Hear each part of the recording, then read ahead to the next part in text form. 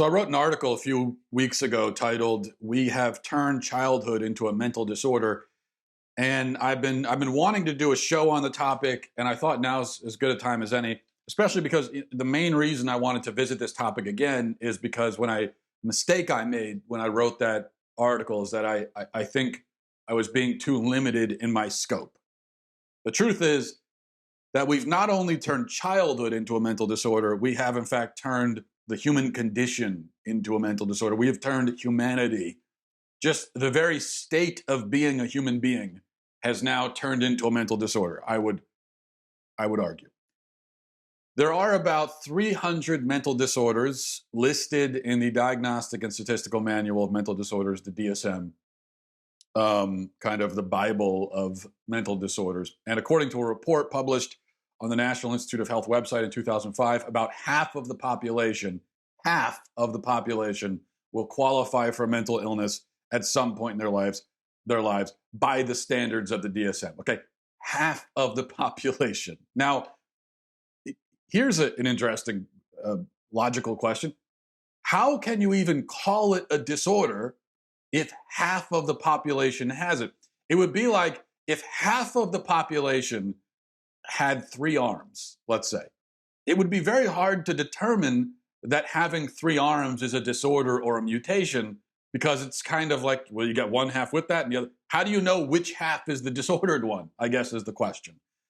The psychiatric industry, though, has basically set out to catalog and medicalize every human behavior, emotion, inclination, temptation, and personality trait. And it would seem that we're reaching a point where nobody in America can be considered normal.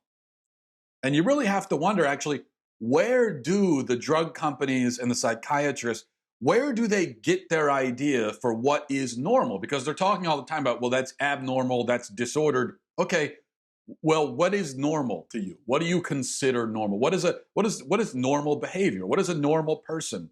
What are normal feelings and normal thoughts? What is a normal brain? Because it seems like you, being the drug companies, psychiatrists, doctors, you very rarely come across anything you consider normal. Everyone that comes to you apparently is abnormal. So where are the normal people is the question. And, as we look at this mysterious rise in mental illnesses across America, we're always told about the mental health epidemic. And we look at the fact that mental illnesses used to be incredibly rare, and now it is utterly commonplace. And we look at the fact that drug companies have so far gotten almost 20% of the population of America onto psychiatric drugs. And when you look at all those factors, I think you really have to start to wonder about the chicken or the egg. Because we could say that, well, yeah, all these people mysteriously are coming up with mental disorders, and so that's why they're all on these drugs. But many of these drugs cause suicidal thoughts, anxiety, and depression. Meanwhile, a lot of Americans are having suicidal thoughts, anxiety, and depression. So could there be a link there? I mean, is that worth at least considering? Here's the reality. Before you had millions of Americans being put on these psychiatric drugs, you did not have an epidemic of suicide, depression, anxiety. Now you do. And it just so happens that these drugs they're putting everybody on cause those things. Again, it's enough to make you pause and just think for a minute, isn't it? Yet we don't pause. We don't even think about this. It seems like most people, we just go along with it. Now, I focus very often on children when it comes to this issue because I think nowhere is the tendency to medicalize the human condition more apparent or more dangerous than with children. I mean, we're putting kids on these drugs and they're staying on them for their entire lives. As most people know, there's been an astronomical rise in ADHD diagnoses over the last several years. And now somewhere around 10% of all children in the country have been labeled with this alleged disorder, and the label is being stuck on kids at earlier and earlier ages. And we're now told that kids as young as 3 years old, 3 years old, can be diagnosed with ADHD. There are new medical guidelines recommend that psychiatric drugs for kids can start at 4 years old if their, quote, symptoms are, quote, debilitating. And a third of all kids with ADHD are diagnosed before the age of 6. And again, when they put you on these drugs, there's a very good chance you're going to be on them forever. You're never getting off of them. It also just so happens that there's a very high likelihood that somebody who is diagnosed officially with ADHD as a child will develop later on other mental disorders. And it just so happens that these drugs they're putting the kids on can cause those other problems down the line. Again, is there possibly a connection? When you have someone who's easily distracted at the age of 4 and you put them on drugs, and then at the age of 16 or 18, now they have debilitating depression, is it possible that the drugs the chemicals that you've been sending into their brain, the drugs that you've had them on for the last 10 years could have something to do with that? Is it possible? Of course, doctors will assure parents that the drugs are safe and will cause no long-term damage to their children. But at best, we don't know whether or not that's actually true.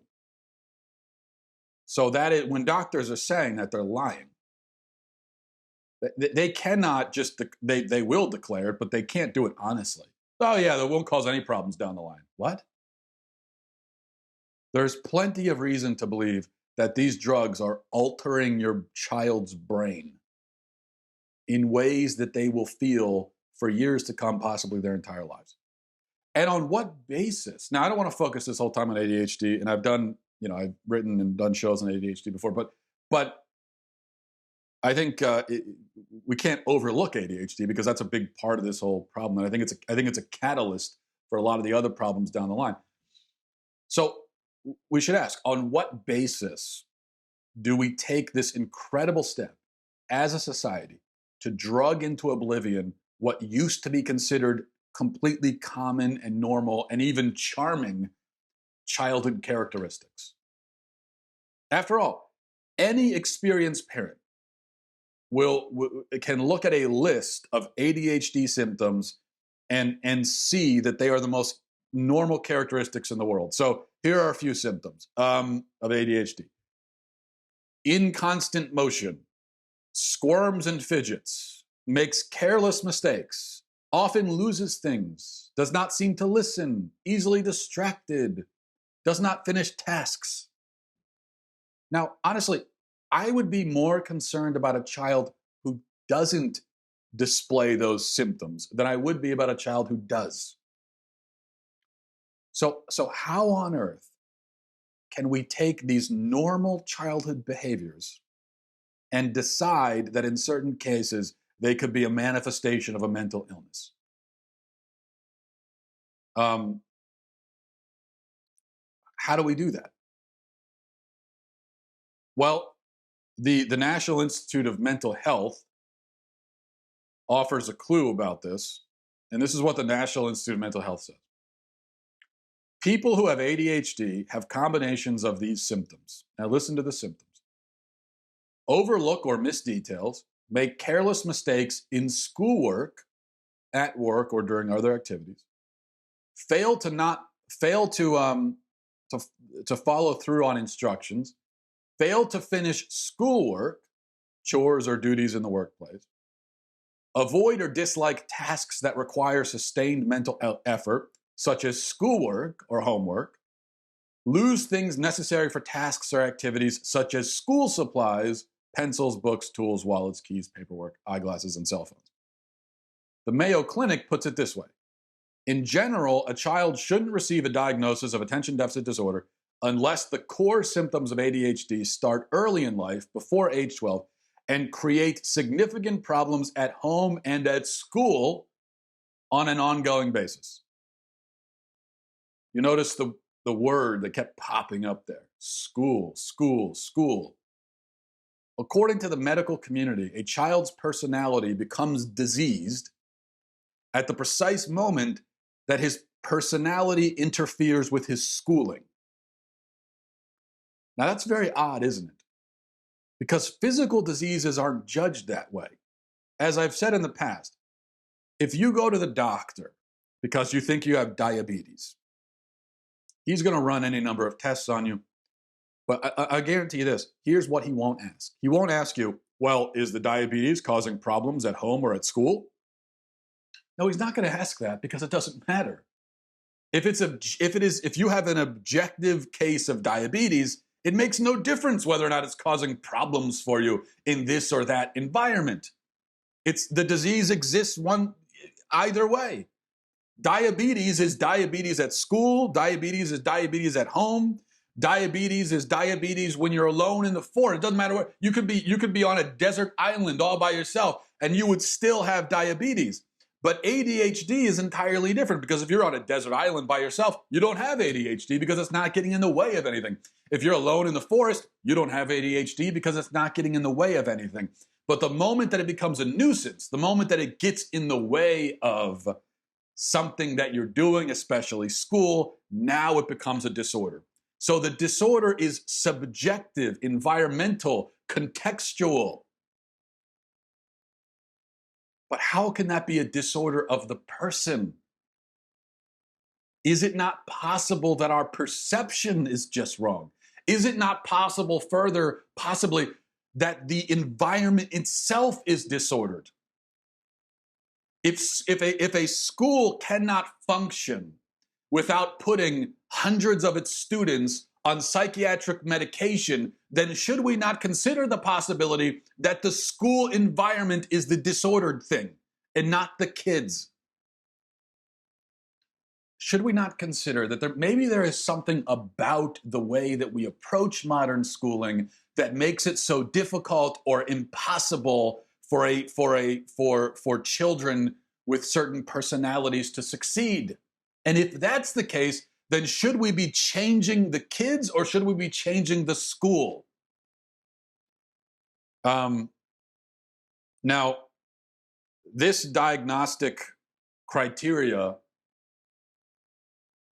is rather peculiar, especially because advocates for ADHD drugs will claim that the disorder can be located in the brain. And we hear this about many mental illnesses where we're told that, oh, well, you do your research. You don't know anything about the science. It's in the brain. It is in the brain. You could see it in the brain. Well, then answer me this. If ADHD can be located in the brain, why is it diagnosed with a personality survey? They say the same thing for depression, every other mental illness. Yet why don't they diagnose these mental illnesses with brain scans? Why is that? If you're telling me that, oh, it's clearly in the brain, well, then why aren't we looking at the brain before we tell somebody that they have this disorder? And here's what you never hear of happening. Here's what never happens. At least I've never heard of this. And if you have, then correct me. But I have never heard of anyone being diagnosed with ADHD or depression or what have you, and then the diagnosis being changed or overturned when somebody looks at a brain scan. I've never heard of that. Like, you hear about that with other diseases. You hear about somebody going to the doctor because they appear to have the symptoms of some physical disease. And then the doctor says, yeah, you might have it. They run some tests and then they say, oh, no, you don't have it. So that happens all the time with other diseases. It never happens with these mental illnesses. It's interesting, isn't it? Because if these things can be found in the brain, then there should be people who think they have it, but then find out they don't because it's not in the brain. But that never happens. So here's the way that we approach mental illnesses. We say, if there are neurological differences in your brain, then it proves that you have whatever mental illness. But if there aren't any neurological differences, you still have the mental illness. You see, the drug companies win either way. It's a rigged game, no matter what. If you have the brain differences, then you see, it proves it. If you don't have it, yeah, well, you still have it. How is that? Look, I admit to you, I'm not a scientist, all right? But how is that consistent with the scientific process? How is that medicine? What is scientific about that? It's like if a doctor called you up and said, well, the AIDS test came back negative. Oh, thank God. But you still have it. What? What do you mean? You just said the tests are negative. Now, it may be true, and I admit it may be true that you can find certain neurological similarities among certain people who have been diagnosed with ADHD or depression or any number of other mental illnesses. So maybe you could look at you could line up a bunch of, quote, ADHD brains and see certain things going on that are similar among many of the brains, all right? Okay, fine. Even if you could find that. You can also find neurological similarities among people with similar personalities and dispositions, like enthusiasm and altruism. If you were to take a bunch of people who are very inclined to be enthusiastic, like my wife, for instance, she's a very enthusiastic person. And if you were to look at her brain and look at the brains of a bunch of other enthusiastic people, you'd probably find things going on that are similar. You'd find the same thing among optimists and among pessimists. You know, they say that there's a, for lack of a better term, there is an optimistic brain and a pessimistic brain. But that doesn't prove that these similarities cause optimism or pessimism or enthusiasm or hyperactivity. You could also look at the brain scan of a man who's grieving his dead wife, and you could find his grief reflected in his brain. You could also see his happiness if his child was just born. If a moment after his child is born, if you were to do a brain scan, you could see that reflected in his brain. You could even see the kind of calm joy that he finds in prayer reflected in his brain.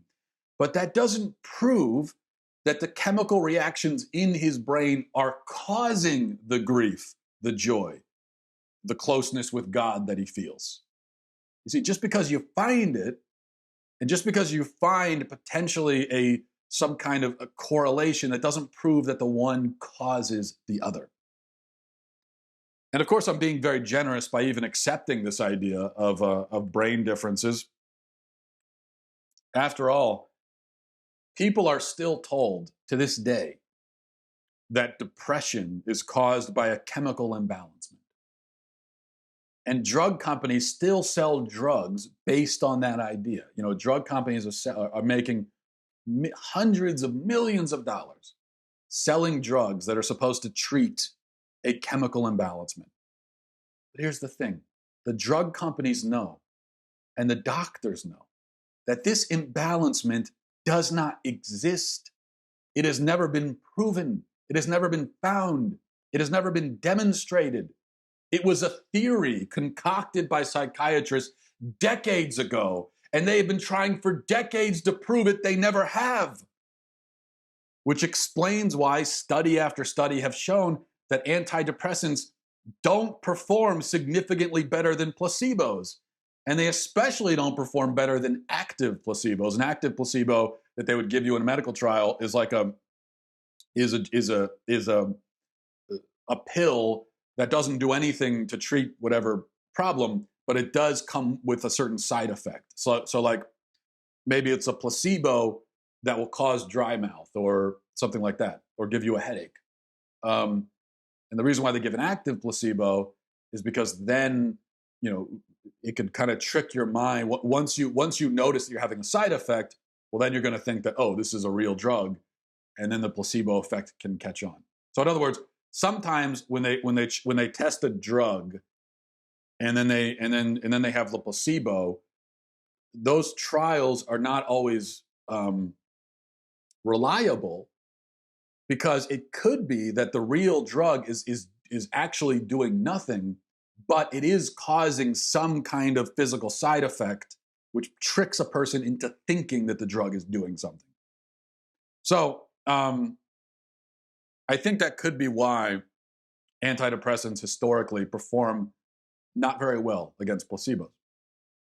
Let me quote now a paper in the Public Library of Science.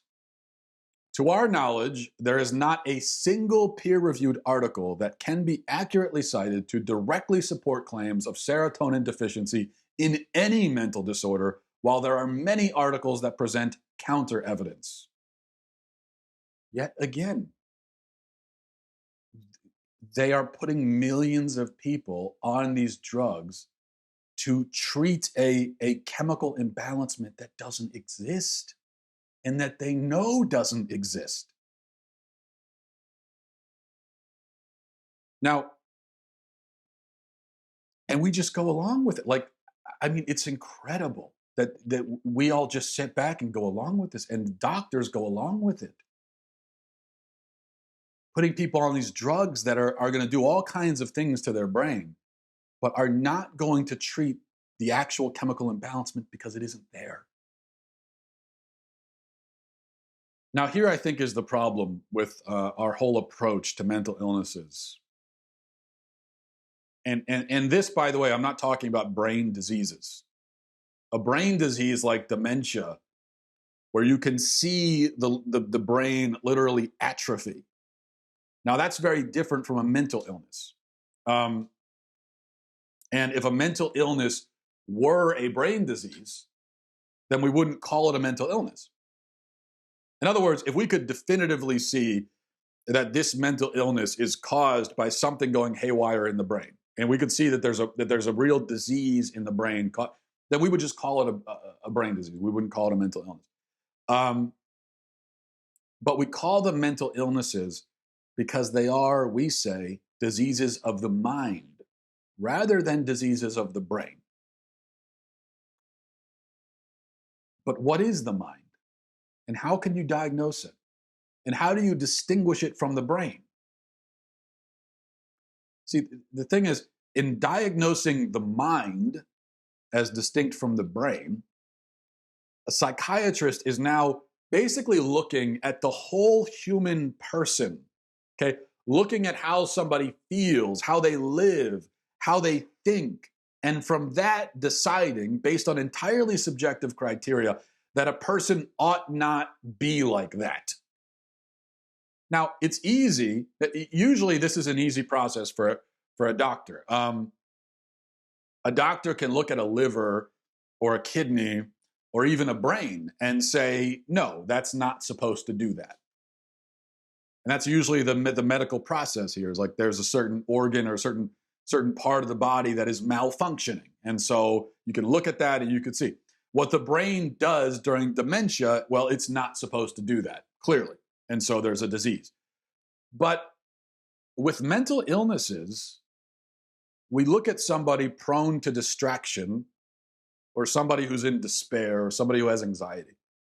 And doctors say, well, nope, humans aren't supposed to have those mental experiences. Nope. Or if they do have them, they should have them only for X amount of time and to Y degree. Yet we never step back and ask, says who? How can you possibly determine that? How are you an authority on how people should think and act and feel? Who put you in that position? How is that even a medical determination? A child isn't supposed to be easily distracted. Who says? Okay, based on how, what do you mean? How did you determine that a child isn't supposed to be that way? No, it's very, okay, you could look at a child and say, he is easily distracted. Fine. I know that you can do that. But when you get to the, he shouldn't be part of it, what does that mean? What do you mean supposed to be, shouldn't be? In order to look at a person and say, well, they aren't supposed to feel like that, or they aren't supposed to be like that. In order to make a claim like that, and that is an incredible claim to make, but in order to make that claim, you must have some idea of like the ideal person. So if I'm looking at something and saying, well, it's not supposed to do that, I must have an idea about what it's supposed to do. So I can look at a computer, and if I knew about computers, which I don't, but if I were an expert on computers and the computer was having a problem, I could say, no, that computer is not supposed to do that. And the reason why I can say that is because I know what a computer is supposed to do. And I can prove it for you. I can take a normal computer and show you, oh, no, this is what a computer is supposed to do. Here's what your computer is doing. Here's there's a disconnect here, and so here's how we can fix it. But when you look at a person and you say, they aren't supposed to be and feel like that, well, then what you have to be able to do is you have to be able to take a, quote, normal person and say, oh, no, you see that person there? That's how you're supposed to be. How could you possibly determine that? And where is this normal person? Where is this normal standard for a person by which we are all being judged? Now, of course, if you take an entirely materialistic view of humanity, which most psychiatrists do, then you have to believe that everything a person feels, everything he thinks, all of his traits, his characteristics, his flaws, his sins, his desires, his goals, his love, his joy, his despair, and so on, are all just material phenomena. But if, on the other hand, you factor in the soul and free will and the uniqueness of each person created by a divine force, then it's clear that there's something deeper, okay? There is something called a soul, and that is what drives and animates a person. He said, I think it's really kind of a philosophical question at the root of this whole. Well, there are many philosophical questions. We have allowed the medical community and the drug companies, they have, in my opinion, they have gone way beyond medical and science. They've gone way beyond medicine and science, and they have wandered into philosophy. And we are allowing them to tackle these really deep philosophical questions. Like when you say a person isn't supposed to be and feel like that, that is a philosophical judgment, not a scientific one. And there's another question too, and a philosophical question. What drives, what animates a person? If you say that we are nothing but flesh and bone, then I guess you would have to answer that what really drives and animates us is our brain chemistry. But if you're not a materialist, then you would say that what drives and animates us, the animating force within us, is actually our soul or our mind. And again, it comes, so for me, since I'm not a materialist, I would say that the soul and the mind are the same thing. Now, if you are a materialist, I don't even know what you mean when you say mind. What are you talking about? There's only the brain. There is no mind per se. So I'm not even sure what that means. When you say the word mental illness, but all you believe in is, but you only accept the existence of a brain. Well, I think there's a confusion there. You can't even define what a mind is, yet you're diagnosing it. I would say, and I think anyone who's not a materialist would have to say, that your mind is your soul. It's one and the same. So the point is, even if a chemical imbalancement could be found, and it hasn't been, but even if it were, there would still be a question about whether that imbalancement is a reflection or a symptom of the spiritual problem rather than itself being the cause of the problem. And even if you don't factor in the human soul, I mean, that's just one of the issues here. Even if you don't factor that in, and even if you did prove this imbalancement theory, still you wouldn't be able to prove that the imbalancement causes whatever disorder, because you couldn't prove that the imbalancement isn't itself caused by, say, environmental factors or life experience or any number of other things. So again, there are these enormous leaps of logic that are being made when we talk about mental illnesses. And we're just allowing the drug companies and doctors to make those leaps. And we're not even questioning them. But even if we were to put all this to the side, even if you were to accept just for a moment that brain chemistry determines everything about a person, and even if we were to accept that there is this chemical imbalancement, and the chemical imbalancement itself does cause, say, ADHD or depression or whatever, that still wouldn't prove that a particular personality, like the ADHD personality, for instance, is disordered. It doesn't prove, in other words, that a person shouldn't be that way. We've decided that kids aren't supposed to be that way. We've decreed it from on high like gods, and then we've set out to chemically eliminate every human disposition that we find inconvenient or difficult, but that is subjective, it's arbitrary, it's not scientific. And again, we do the same thing with adults. We do it with all people. We look at unfavorable characteristics, emotions, and personalities, and we decide that because they are unfavorable, they must therefore be medical. But I don't think that's how medicine works. So we may say, for instance, that somebody has an anxiety disorder. Okay, but who's to say that they shouldn't have anxiety? The anxiety is disordered. Okay, well, what do you mean? What is the proper order for anxiety? Say it's a disorder of anxiety. Okay, well, how is anxiety supposed to work? Or are you saying that there shouldn't be any anxiety at all? How do you determine that? And who determined it? And on what authority? Based on what science? Now, I have a lot of anxiety. It's unpleasant. I don't like it.